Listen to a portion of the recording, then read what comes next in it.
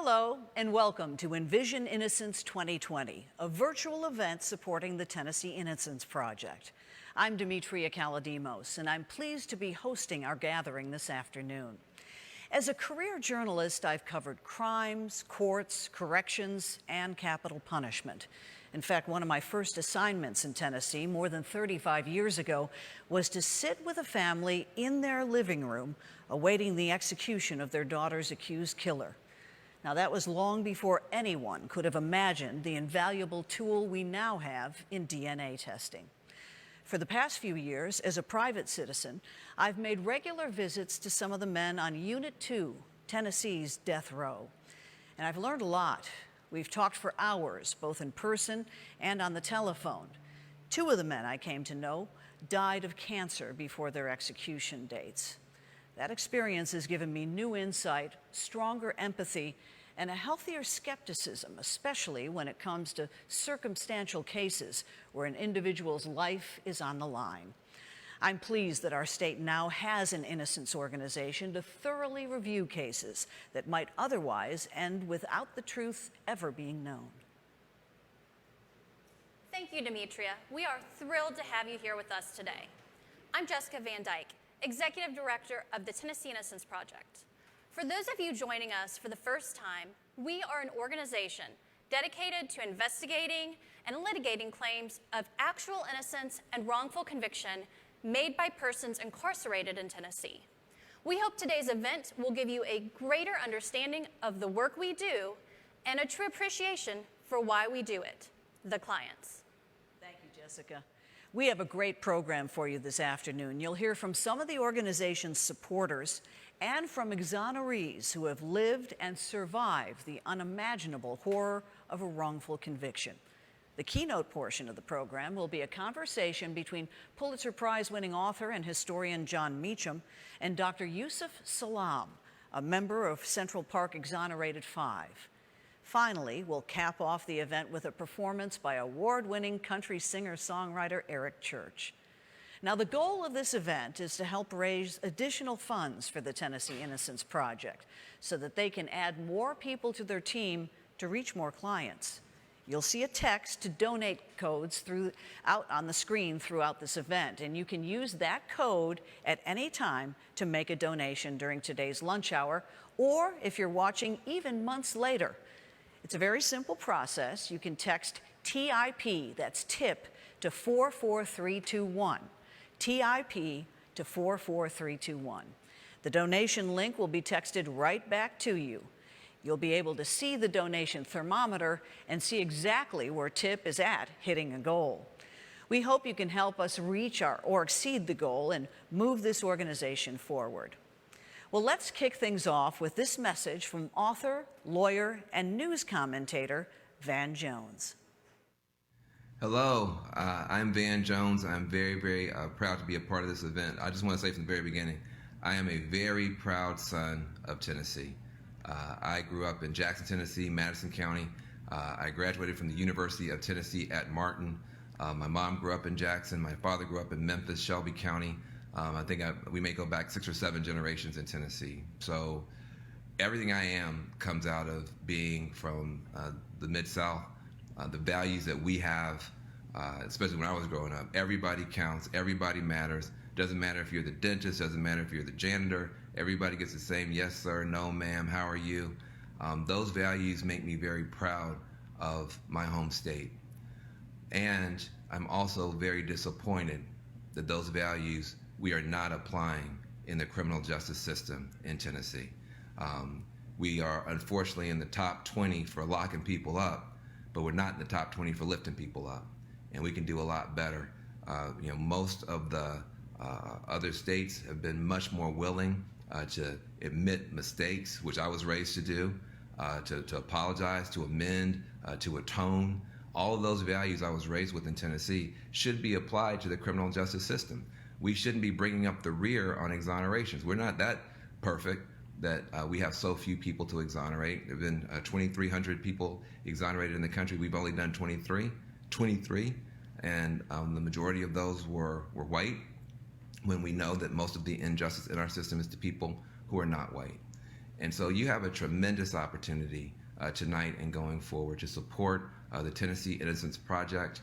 I know for sure that Tennessee should be leading, given our values, given what we stand for, given how we are to each other. We should be leading the country in righting wrongs, in saying I'm sorry, in being in the homecoming business, having people come back and be a part of something great, which is what we have in Tennessee. So please support this organization, support my home state, and I look forward to hearing how much money y'all raise tonight. Thank you so much, Van Jones, for your voice and your good work. What a great message. Next up, a few words about wrongful convictions from our friends in the athletic community. Taylor Jenkins, head coach of the Memphis Grizzlies, and Kevin Byard and Jayon Brown of the Tennessee Titans, plus Roman Yossi of our Nashville Predators. Since 1989, more than 2,600 people have been exonerated in the United States after having a wrongful conviction overturned. Collectively, these individuals spent more than 23,000 years in prison for crimes they did not commit.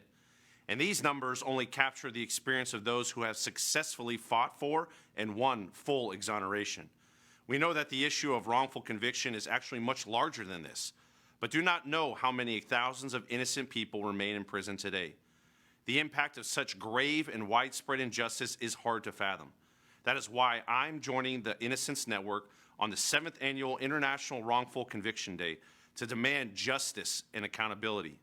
Please join us and learn more at wrongfulconvictionday.org. I'm Jayon Brown, linebacker with the Tennessee Titans. Did you know black people are 12 times more likely to be convicted of drug charges than innocent white people?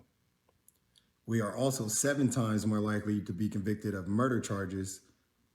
Wrongful convictions is a racial injustice issue. Thank you for supporting the Tennessee Innocence Project.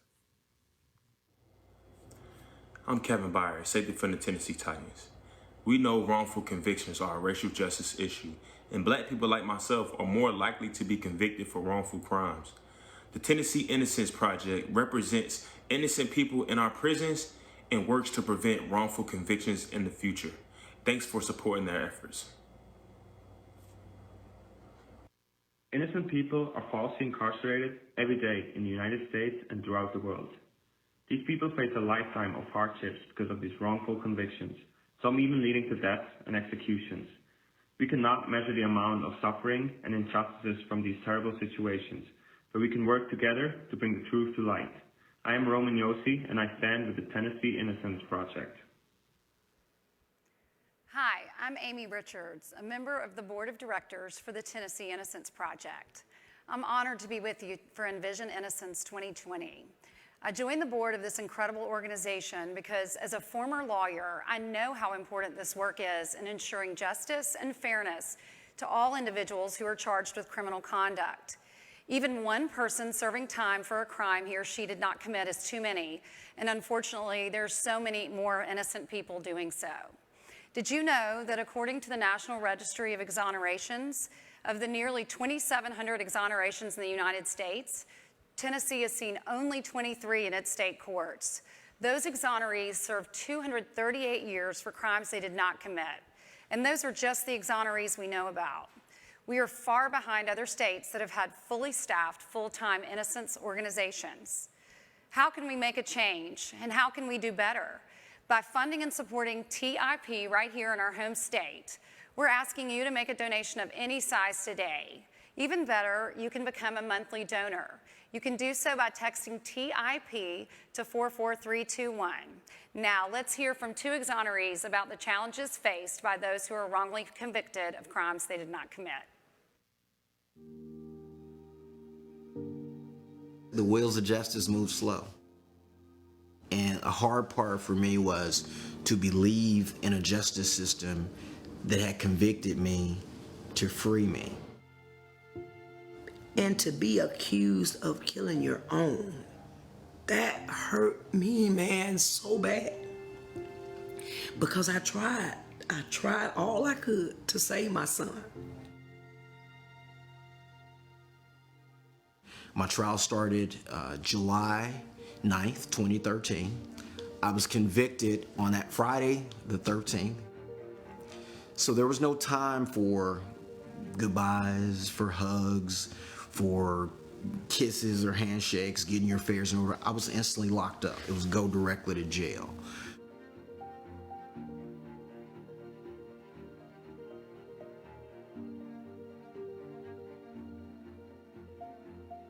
They took me in this room, and right off the bat, they started yelling at me. They were saying, "You beat your baby, you stomped him, this is what you did to your child," you know, and I'm trying to tell them this is not what happened.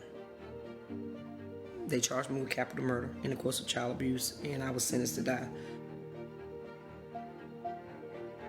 You're thinking, hell, I didn't make certain choices in life to be here. I did these things that they say you're supposed to do to achieve the American dream. And now I'm in prison. Once you put on that in Tennessee, that blue outfit and that stripe on the side of your jeans, you're not human anymore. You're put in this pen like a dog. They put bug spray in my hair. They strip me of all my clothes. They fingerprint you. And you just become, I don't know what you become, because you're no longer yourself. You know, I knew I had to make a change. They had my body. But I'd be dogged if they was gonna get my mind too. I wasn't finna let them have all of it.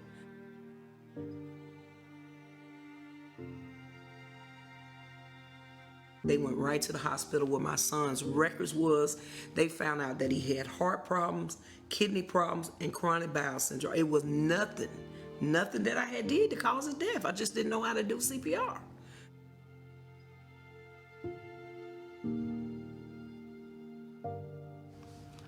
One of the hardest things for me still to this day is that I had my cell phone, and after I was found guilty, I remember giving it to my dad. When I was released back in April, I went by his house and he gave me my phone. He said, "Man, I still got your phone from 7 years ago." Over 60 text messages popped up. And as I started trying to go through them, I had to stop because it was so overwhelming. Because if you can imagine yourself dying and people hearing that you died, and they're texting you and they're calling you, "What's going on? Are you all right? Are you all right?" And then you're resurrected, and then you see this, and you see this love, you see this angst, this from all these people with people who you love. And we use this cliche of innocent until proven guilty. You're guilty once you're charged. You're guilty as charged, and then once you're convicted, you're guilty as hell. It's important to have entities that are willing to challenge what district attorneys, what the courts do, conviction review units, anything that's going to give us that second look, anything that's going to allow us to say that we did the best we could and we really sought justice. You have to be vocal in your fight for what you believe in that's right, no matter what it is, and stand firm. That's how you change things.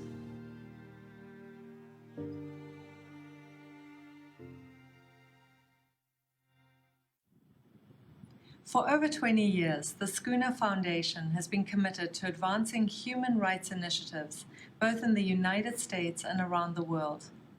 The need for systemic and widespread criminal justice reform in the US is without question, and Tennessee is no exception. With the 18th highest prison population, but only 1% of exonerations nationally, it was clear that Tennessee needed a full-time, statewide Innocence Project. Today, the board and the staff of the Tennessee Innocence Project are tackling this critical work head-on. We are continuously inspired by the team's wholehearted dedication and tireless work in pursuit of justice. It is both their vision and strong leadership that led the Schooner Foundation to make a 5-year funding commitment to the Tennessee Innocence Project. We are so proud of our partnership, and we invite you to join us in our support. The Schooner Foundation, who you just heard from, matching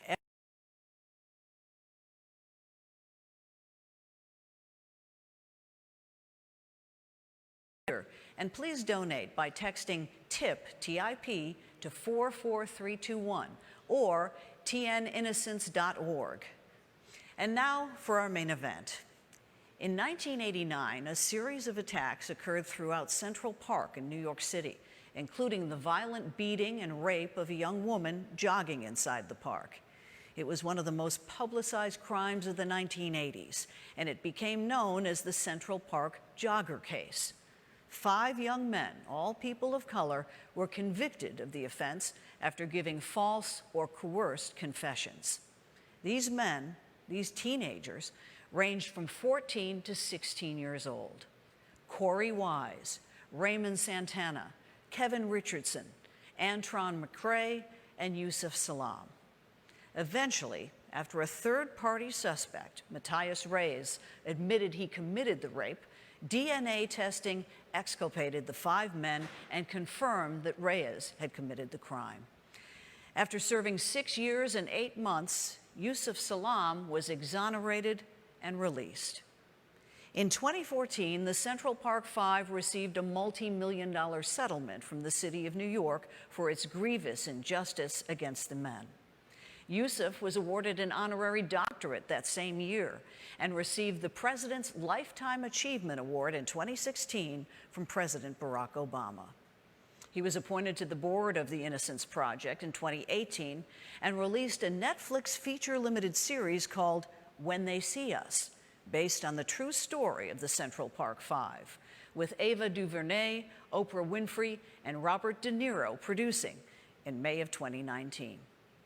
Now, joining him for this conversation is Pulitzer Prize-winning author and historian Jon Meacham, a contributing writer for the New York Times Book Review and a contributing editor of Time magazine. He is the author of the New York Times bestsellers, The Hope of Glory, Destiny and Power, The American Odyssey of George Herbert Walker Bush, Thomas Jefferson, The Art of Power, American Lion, Andrew Jackson and the White House, American Gospel, and Franklin and Winston. Meacham holds the Rogers Chair in the American Presidency at Vanderbilt University and lives right here in Nashville. John's most recently released book is His Truth is Marching On, John Lewis and the Power of Hope. We hope you enjoy this special presentation. Thank you all for joining us. I'm honored to be with Yusuf for this event, and my job is simply to get out of the way of his brilliance. And so I will start immediately doing that. Yusuf, take us back to when you were 15 years old and tell us your story. You know, being a 15-year-old child in New York and really in America, I think, paints the picture of what all young people should be able to experience and go through. It was the idea that America represented the dream of anything that you wanted to become. And so life was still beautiful and sweet and kind and gentle and loving and caring. And the world was, I believe, a bubble of support and nourishment. And then I found out that that wasn't the truth. So walk us through the story. What happened? So, you know, a group of friends decided that they were going to go into Central Park, and we had always gone into Central Park. Central Park was our backyard, and it was normal that we would go there and we would walk around the lake and we would look up at the stars or through the smog. And we didn't look at Central Park as being a place that was off limits. But this particular night, things went south. And they went south pretty quickly. And then when I finally said, you know what, I'm out of here, I'm going home. The only crime that I committed that night was that I hopped the turnstile, got on the train and came home. And it's interesting because I always think about that night. Let me show you something. This is the pants that I actually wore the night that I was in Central Park. Now you got to remember, I'm over 6 feet tall. I was over 6 feet since I was 12 years old. So here I was in Central Park with a flat top, with artwork all over my pants, not blood on my pants. But then the story became that there was a woman that was raped in Central Park and left for dead. And they pinned that story on us. And the worst part about it is that they made the public believe that we were actually the culprits of this particular crime. It is a nightmare that you wake up to, because I swear, when I found out that the officers were looking for me, I, in my mind, said, I am going to go to the cops and I'm going to tell them what I saw, and I'll be home before my mom gets back. I came home 7 years later. Corey came home 13 years later. And Corey is an interesting part of the story, I would say, perhaps maybe the most interesting part, because he wasn't even a suspect. But when they came and arrested us, they took him and put him in a room adjacent to mine, and they began to interrogate him first, and I heard them beating him up. And I remember hearing him yelling and saying, okay, okay, I'll tell you. Raymond is saying his false confession, and he says, at approximately 1700 hours, me and a group of my colleagues began to walk south. Now, this is the same video confession that they heard in 1989. But when Raymond Santana looks up at the camera and says, what 14-year-old boy talks like that? It was almost as if the American public, the citizens, got the opportunity for the first time to realize how hoodwinked we had been. We were tricked, and the worst part about it is that had it not been for the Innocence Project and the Innocence Networks of America, there would be so many people still languishing behind bars. This is a tremendous feat that we have before us, trying to free the innocent. Because one day in prison for a crime that you didn't commit is a day too long. And of course, as we've seen, some individuals have done decades before the truth finally came out in their cases. Corey Wise was in prison, and finally the real perpetrator of the crime finally saw him for the first time. I mean, really saw him, and knew that he had to tell the truth. And it was that freed us from the oppression of being labeled rapist, from the stigma of being a sex offender, and gave us the opportunity to get a part of our lives back. Not the fullness of it, because the fullness would have only been able to be returned had we never gone to prison in the first place. But getting our lives back and being able to talk about why we need change in the criminal justice system, why I call it the criminal system of injustice. And more importantly, as we look at the case of the Central Park jogger case, what we understand very clearly is that because they got stuck, because the system got stuck with a lie, the real perpetrator was out there committing more crime. That is the worst part about cases like mine. It is not an anomaly. It is part of the norm of the criminal justice system that we need to change.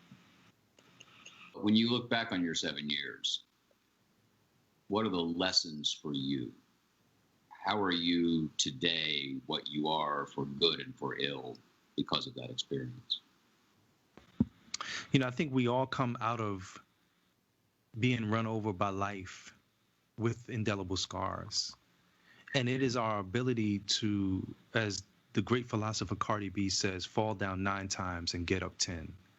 It is our ability to constantly, as my good friend Les Brown says, that when you fall in life, not if you fall, but when you fall in life, try to land on your back, because if you can look up, you can get up. And so prison really gave me a different outlook on life. Early in my prison time, I was told, you should do the time, don't let time do you. You do not want to become an accident of time. You want to be able to master time, allow time to serve you.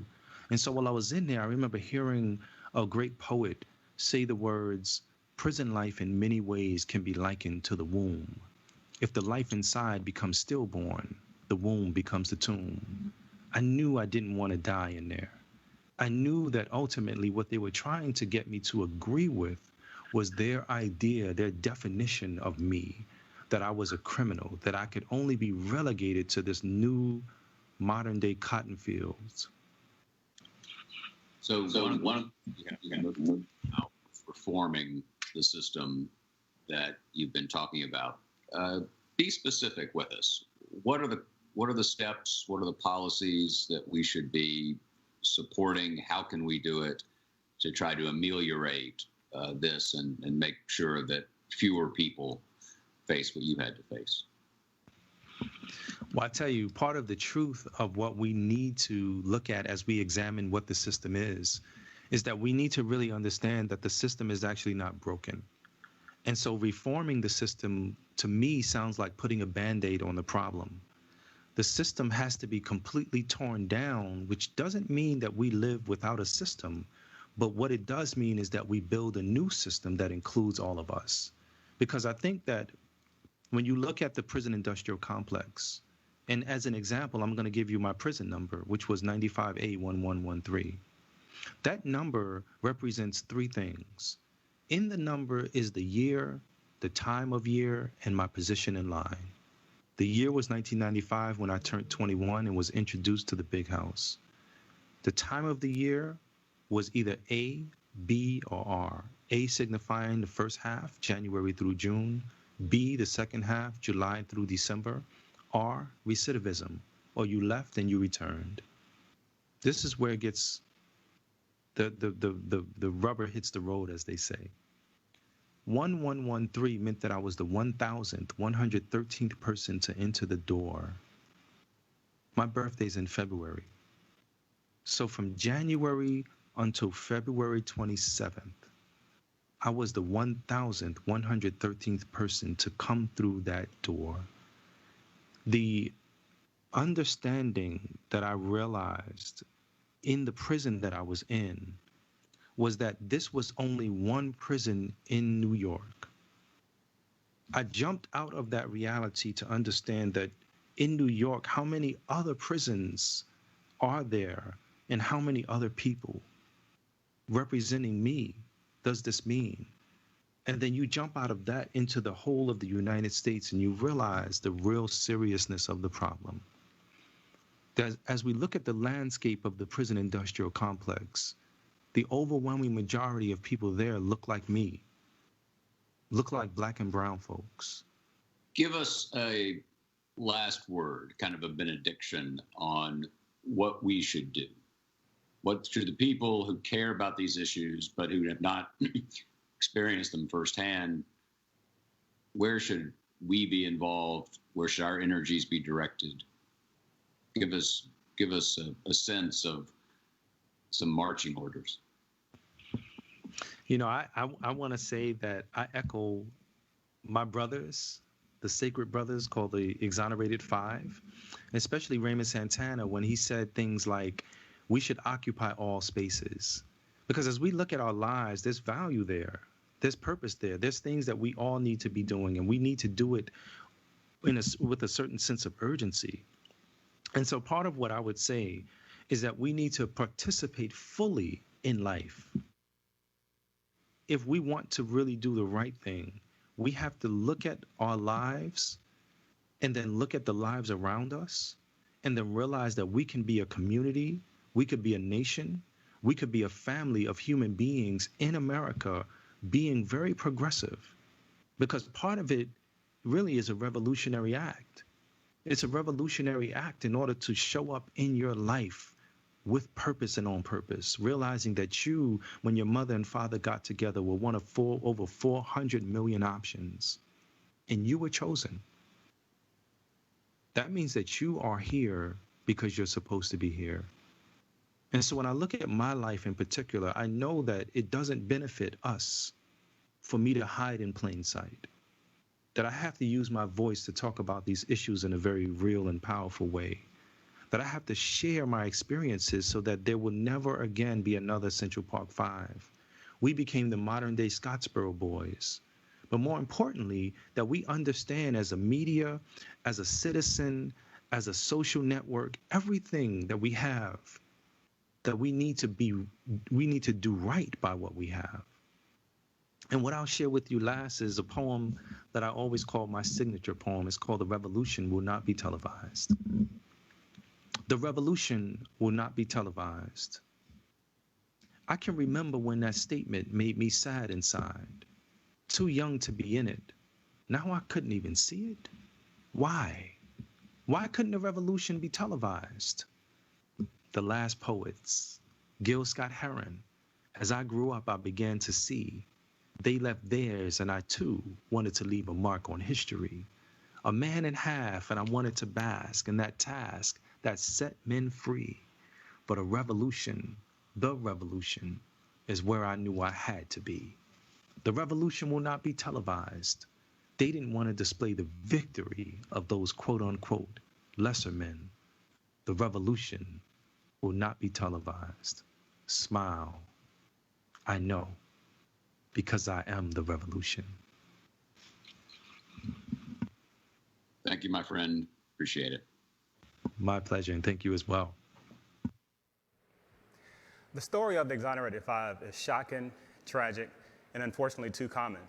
I'm Roosevelt Noble, a member of the Tennessee Innocence Project Board of Directors. A recent report from the National Registry of Exonerations found that official misconduct by government officials contributed to false convictions in 54% of defendants who were later exonerated.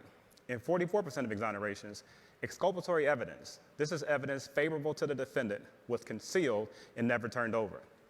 The report also found that witness tampering, misconduct in interrogations, fabricating evidence, and misconduct at trial, such as perjured testimony, had a great effect on men and women being wrongfully convicted.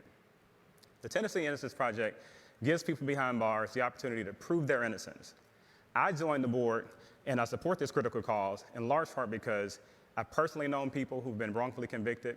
In studying wrongful convictions, I've come firsthand to see the importance of agencies such as the Tennessee Innocence Project in giving people back their lives. You have the opportunity to support this work with a donation today. You can do this by going online to TennesseeInnocence.org. You can text TIP to 44321. Once there, you will see several options. The Tennessee Innocence Project is raising funds to hire additional staff to help us address the many injustices that our clients may face. No donation is too small or too large. Donors help cover postage, expenses that we incur as we ship communications to our clients. They also help us secure the funds needed for public records requests. Donations provided help us to support staff to hire private investigators so that they can locate and interview witnesses, help us to visit clients all across Tennessee. One reason TIP was created was because there's no funding available for convicted men and women behind bars who need to prove their innocence through the use of scientific investigation or expert testimony such as medical experts, crime scene experts, or witness identification. Your donations allow us to obtain these valuable resources. Finally, please consider signing up for our monthly donations in which you can pledge any given amount. Now a word from Danielle Irvin, an attorney at Bass, Berry & Sims of Memphis, Tennessee.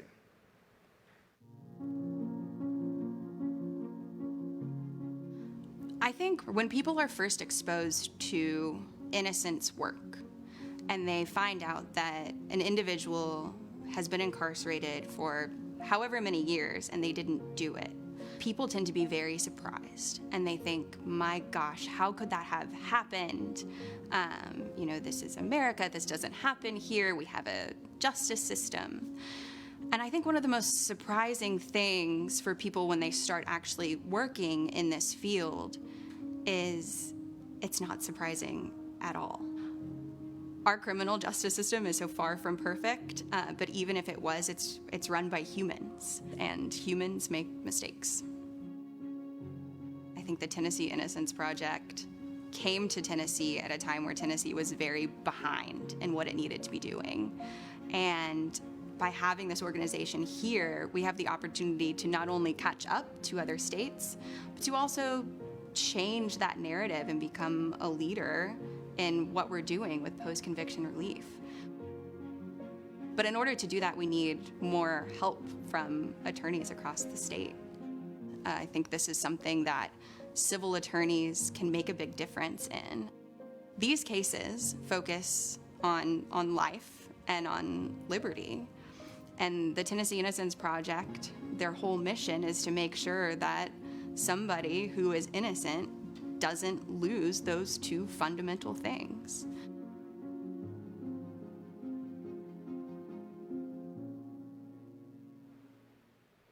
We want to express our appreciation to Ms. Irvine and Bass, Berry & Sims for providing us with this incredible opportunity.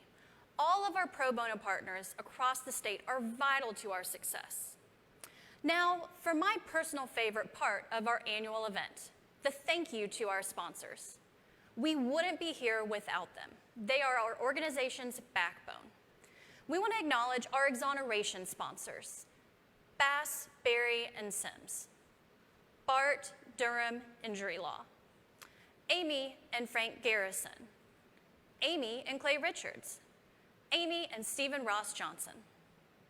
We also want to acknowledge our freedom sponsors, Jamie Amos and Patrick Kennedy, Butler Snow, Delta Dental, Stephanie and Bill Dittenhafer, Dobine's Wealth Team, Leaf Cabrazer, Cindy and Brad McLean, Sanford Heisler Sharp, and the Schooner Foundation.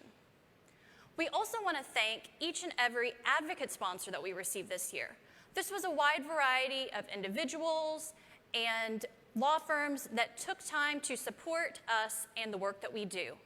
Thank you to all of the individuals today who sponsored us.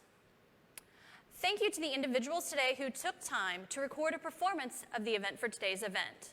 And thank you to Gabe Ford and Megan Garner, who were critical in their crucial work for this year's videos. We are incredibly appreciative of you.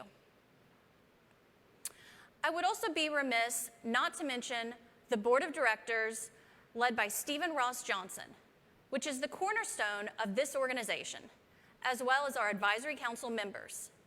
These individuals give so much to the Tennessee Innocence Project. They give up time on Saturdays, respond to late-night emails, and lobby their friends and family for the support of this cause. I also want to thank the Tennessee Innocence Project Fundraising Committee, led by Stephanie Dittenhafer, in the wake of an ever-changing climate for hosting events to raise both awareness and funds. This committee has been dedicated to its work. Thank you. In a world that feels increasingly divided, we can all agree on one overarching principle. Justice in America should be fair to all, regardless of who they are or where they come from. It's hard to imagine being imprisoned for a crime you didn't commit. Innocent people behind bars miss out on many things: their children growing up, their family and friends growing old, and all the events of life that we take for granted. The amount of work that we at the Tennessee Innocence Project have to do to prove someone is innocent is tremendous. It takes thousands of hours and lots of tenacity. We stay energized by focusing on our clients, on their smiles during a conversation about their families, or their genuine laughs during a moment of levity. We stay motivated by their determination to not give up in a system that is stacked against those who have already been convicted. If you've been moved by the stories you've heard here today, we are asking you to support our mission toward equal justice. The inability to hire legal counsel shouldn't prevent an innocent person from seeking and receiving freedom. We provide direct representation to people throughout the state, but we have big long-term goals for Tennessee as well. We want to affect policy changes, making it easier to get evidence tested that could help us reach clear conclusions about a person's innocence. We want to become a repository of knowledge for police or prosecutorial misconduct in cases where evidence is withheld or misconduct is committed. And we want to be a resource for attorneys during the pretrial stage to prevent wrongful convictions from ever happening. If you believe in equal justice for all, please donate in any amount to help us meet our match and help us envision innocence for every single client.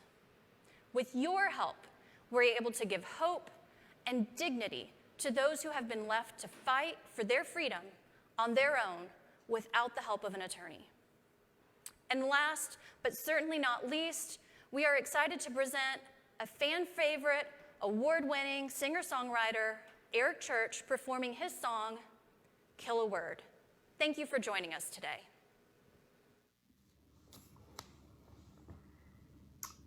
I'm Eric Church. Unfortunately, every year, people are in prison for crimes they did not commit. Through the Tennessee Innocence Project's hard work and long hours, many of these innocent people can get their lives back. The Tennessee Innocence Project thanks you for your support.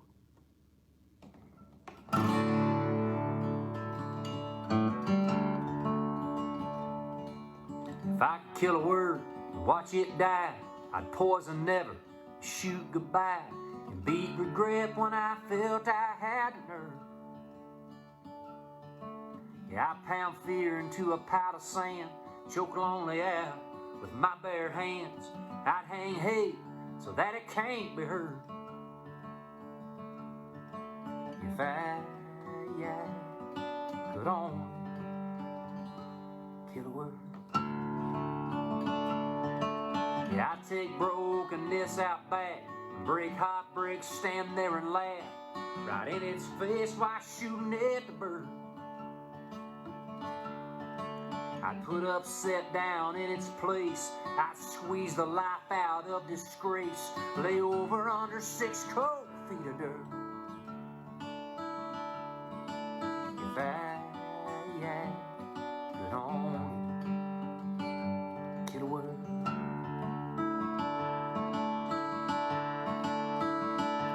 Give me sticks, give me stones, bend my body, break my bones. Use staff and rod to turn me black and blue. 'Cause you can't unheal, you can't unsay, but if it were up to me to change, I'd turn lies and hate to love and truth. If I could only kill a word.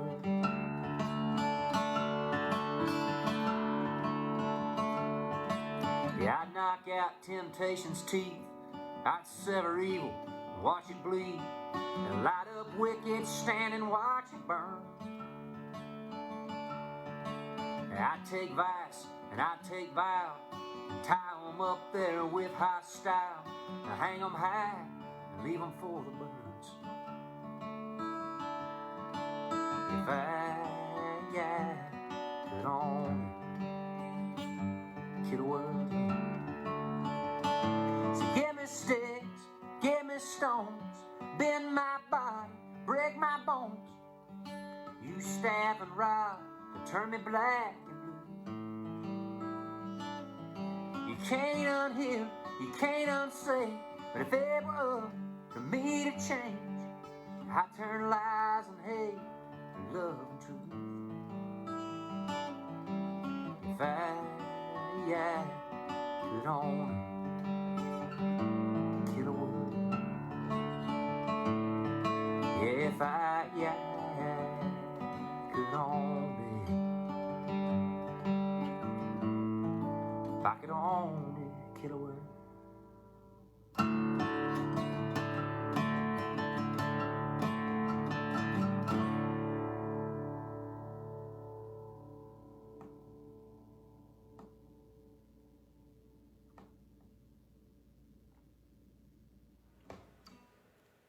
Eric Church, what a perfect way to conclude this year's Tennessee Innocence Project Fall Fundraiser.